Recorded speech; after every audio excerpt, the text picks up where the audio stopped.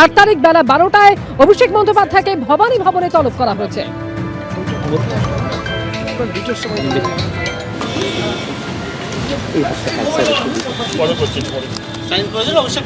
হ্যাঁ, সাইন করে দিয়েছি। কেমন আছেন উনি?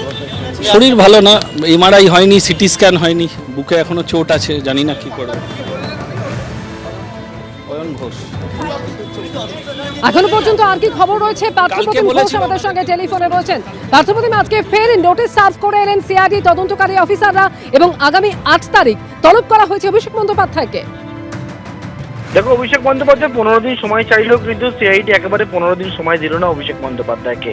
1 সপ্তাহ সময় দেওয়া হলো অভিষেক বন্দ্যোপাধ্যায়কে। এবং আজকে তুমি জানো যে অভিষেক বন্দ্যোপাধ্যায়কে বিধানসভায় সই জালিয়াতির যে তদন্ত, সেই তদন্ত একবারে সিআইডি নেয় এবং নেওয়ার পরবর্তীকালে অভিষেক বন্দ্যোপাধ্যায়কে আজকে দুপুর 12টার সময় তলব করা হয়েছিল। অভিষেক বন্দ্যোপাধ্যায় জাননি তিনি 15 দিন সময় চেয়ে তিনি একটা চিঠি পাঠান সিআইডির কাছে। কিন্তু তারপরে আমরা দেখলাম এদিন বিকেল 5:50 নাগাদ সিআইডি একটা টিম তারা ভিডিওগ্রাফারকে সঙ্গে করে নিয়ে ভবানী ভবন থেকে বেরিয়ে সোজা কালীঘাট রোডে অভিষেক বন্দ্যোপাধ্যায় বাড়িতে চলে আসেন। এবং আসার পরবর্তীকালে একেবারে তারা প্রায় 40 মিনিট ধরে অপেক্ষা করেন এবং তার পরবর্তীকালে তার একজন অফিস স্টাফ, অভিষেক বন্দ্যোপাধ্যায় তিনি অফিস স্টাফ নিজের পরিচয় দেন, তিনি আসেন এবং আসার পরে সিআইডি যে নোটিশ, সেই নোটিশ নিয়ে অভিষেক বন্দ্যোপাধ্যায়ের কাছে নিয়ে গিয়ে সাইন করান। সাইন করিয়ে সেই নোটিশ কিন্তু সিআইডিকে দিয়ে দেওয়া হয়। এবং সিআইডি সূত্রে যেমনটা জানতে পারছি যে একেবারে 15 দিন সময় দেওয়া হলো না অভিষেক বন্দ্যোপাধ্যায়কে, 1 সপ্তাহ সময় দেওয়া হলো। এবং আগামী সোমবার অর্থাৎ 8ই জুন দুপুর 12টার সময় ফের তলব করা হলো এই সই জালিয়াতির যে মামলা, সেই মামলায় অভিষেক বন্দ্যোপাধ্যায়কে। তোমাকে বলবো যে প্রসঙ্গত ইতিমধ্যে সিআইডি সূত্রে যেমনটা জানতে পারছি সিআইডি একাধিক বিধায়ককে জিজ্ঞাসাবাদ করেছে এবং সেই জিজ্ঞাসাবাদ করার পরবর্তীকালে তারা যা যা তথ্য পেয়েছেন সেই তথ্যের উপর ভিত্তি করেই অভিষেক বন্দ্যোপাধ্যায়কে তারা জিজ্ঞাসাবাদ করতে চান। এবং সেই করতে চেয়ে ইতিমধ্যে তুমি জানো গত শনিবার দিন কালীঘাট রোডে অভিষেক বন্দ্যোপাধ্যায় হাতে গিয়ে সিআইডি নোটিশ দিয়ে আসেন। আজকে তলব করা হয়েছিল। অভিষেক বন্দ্যোপাধ্যায় সেই তলবে আজকে সাড়া দেননি। তিনি তার পরিপ্রেক্ষিতে তিনি আর চিঠি পাঠান। চিঠি পাঠিয়ে জানান যে গত শনিবার দিন সোনারপুরে যে পরিস্থিতি তৈরি হয়েছিল তার যে তিনি অসুস্থ, তিনি 15 দিন সময় চান। কিন্তু সিআইডি 15 দিন সময় দিতে নারাজ। একেবারে আগামী 1 সপ্তাহ অভিষেক বন্দ্যোপাধ্যায়কে সময় দেওয়া হলো এবং আগামী সোমবার দুপুর 12টার সময় ফের তলব করা হলো এবং সেই সমনের নোটিশ দেওয়া হলো অভিষেক বন্দ্যোপাধ্যায়কে। একেবারে ধন্যবাদ পার্থপ্রতিম তোমাকে। এর আগে গত শনিবার প্রথমে হরিশ মুখার্জি রোডের বাড়িতে পৌঁছে গিয়েছিলেন সিআইডি আধিকারিকরা। সেখানে অভিষেক বন্দ্যোপাধ্যায়ের সঙ্গে তারা দেখা করতে পারেননি, কারণ সেখানে অভিষেক বন্দ্যোপাধ্যায় ছিলেন না। এরপরে কালীঘাট রোডের বাড়িতে তারা পৌঁছে যান এবং সেখানে নিজে হাতে নোটিশ দিয়েছিলেন অভিষেক বন্দ্যোপাধ্যায়। আর এর আগে গত শনিবার যে ঘটনা ঘটেছিল, অভিষেক বন্দ্যোপাধ্যায় যখন সোনারপুরে নিহত তৃণমূল কর্মীর বাড়িতে গিয়েছিলেন, প্রবল বিক্ষোভের মুখে পড়তে হয়েছিল তাকে। আর সেই ঘটনার পর অসুস্থতার কারণ দেখিয়ে আজকে ভবানী ভবনে হাজির হলেন না তিনি।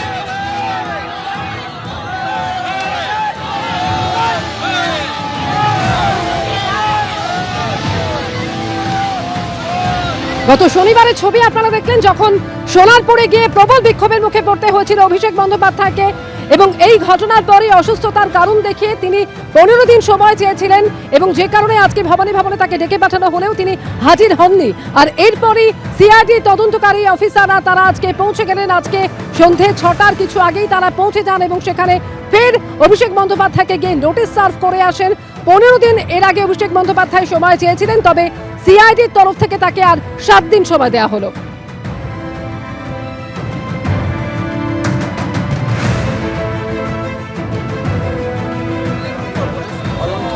অয়ন ঘোষ। কালির ভালো না, এমআরআই হয়নি, সিটি স্ক্যান হয়নি, বুকে এখনো চোট আছে, জানি না কি করবে। অয়ন ঘোষ। কালকে বলেছিল, ওনাদেরকে রিকোয়েস্ট করেছিল, কালকে এলে দাদা হয়তো নিজেই নিয়ে নিতে পারতো। এখন তো টাইম দিলেন না। না না, আমি অফিস এমপ্লয়ি। হ্যাঁ, যাই না, এখন তো দাদা রিসিভ করে দিয়েছে, এবার উনি যেটা ভালো মনে করবে। হ্যাঁ, আমি অফিস এমপ্লয়ি। Thank you. হ্যাঁ, নিজে সাইন করে দিয়েছে। সরাসরি কথা বলবো এই মুহূর্তে কালীঘাট রোডের বাড়ির সামনে থেকে। প্রতিনিধি সন্দীপ সরকার আমাদের সঙ্গে রয়েছেন। সন্দীপ, আজকে কিছুক্ষণ আগে আমরা দেখলাম সিআইডি আধিকারিকরা তারা অভিষেক বন্দ্যোপাধ্যায়ের বাড়ির সামনে পৌঁছে গেলেন, যদিও বেশ খানিকক্ষণ তাদেরকে অপেক্ষা করতে হয়। এরপরে ফের তারা নোটিশ দিয়ে এলেন যে আগামী সোমবার ডেকে পাঠানো হয়েছে অভিষেক বন্দ্যোপাধ্যায়কে। ঠিক কি হলো আজকে?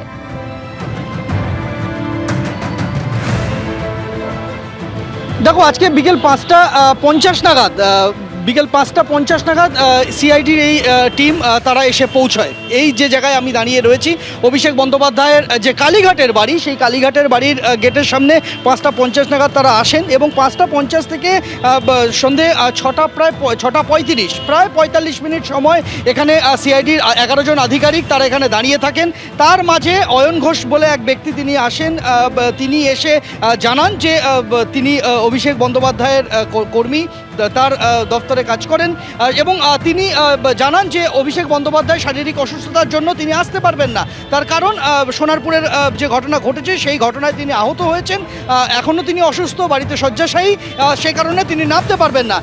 এই সময় আমরা দেখলাম যে সিআইডির আধিকারিকরা তারা প্রথম দিকে জানিয়েছিলেন যে তারা অভিষেক বন্দ্যোপাধ্যায়ের সঙ্গে দেখা করে তাকে দিয়ে রিসিভ করাতে চান এবং তারপরে সিআইডির আধিকারিকরা ওই ব্যক্তিকে নোটিশের 2টি কপি সার্ভ করেন এবং তারপর আরও মিনিট 10 অপেক্ষার পর ওই ব্যক্তি তিনি আসেন এবং অভিষেক বন্দ্যোপাধ্যায় নিজে সই করে রিসিভ করে দিয়েছেন সেই নোটিশ, যে নোটিশে বলা হয়েছে যে আগামী সোমবার অর্থাৎ 8 দিনের মাথায় আগামী সোমবার বেলা 12টা নাগাদ তাকে হাজিরা দিতে হবে ভবানী ভবনে।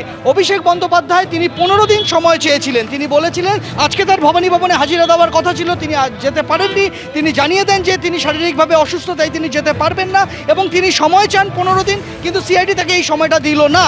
আমরা যেটা দেখতে পেলাম যে নোটিশ তাকে সার্ভ করা হয়েছে তাতে আগামী সোমবার পর্যন্ত তাকে সময় দেওয়া হয়েছে।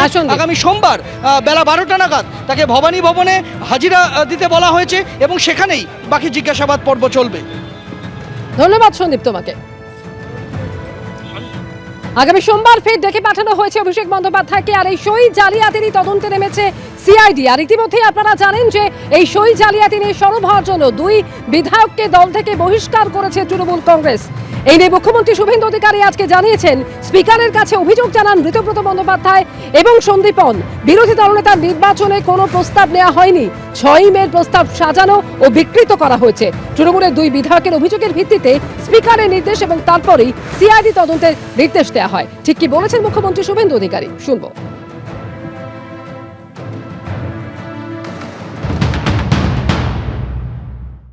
তৃণমূল কংগ্রেসের সাধারণ সম্পাদক তিনি একটা রেজুলেশনের কপি পাঠান 70 জনের এমএলএ সই করা।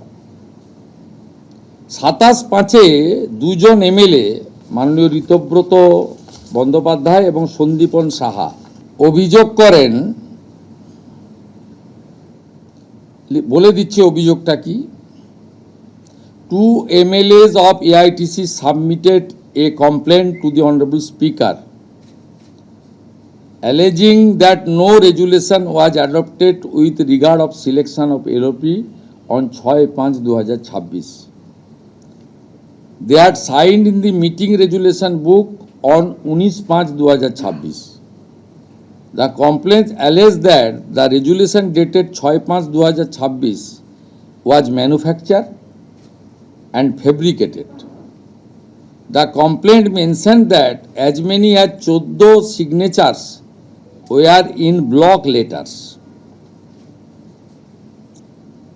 টিএমসির 2 জন এমএলএর অভিযোগের ভিত্তিতে স্পিকারের নির্দেশে প্রিন্সিপাল সেক্রেটারি হেয়ার স্ট্রিট থানায় একটি এফআইআর করেন এবং হোম সেক্রেটারির নির্দেশে আমার অনুমোদনে পুলিশ মন্ত্রী হিসেবে এটাকে সিআইডিতে দিয়ে দেয়। সিআইডি 13 জন এমএলএকে ইনভেস্টিগেট করে with video photography and signature verification করার জন্য সরকারি লোককে সাথে নিয়ে। এদের মধ্যে 3 জন এমএলএ বাহারুল ইসলাম, অরূপ রায় এবং সুভাষিস দাস, তারা ভিডিওগ্রাফি এবং সিআইডিকে বলে সই আমাদের নয়।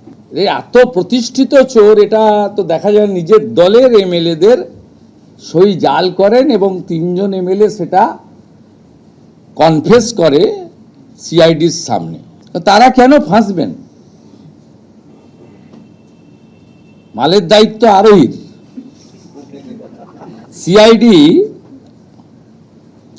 একটা নোটিশ করে ওই আঞ্চলিক দলের সর্বভারতীয় সাধারণ সম্পাদককে যে আপনি রেজুলেশনের বুক নিয়ে আজকে হাজির হবেন।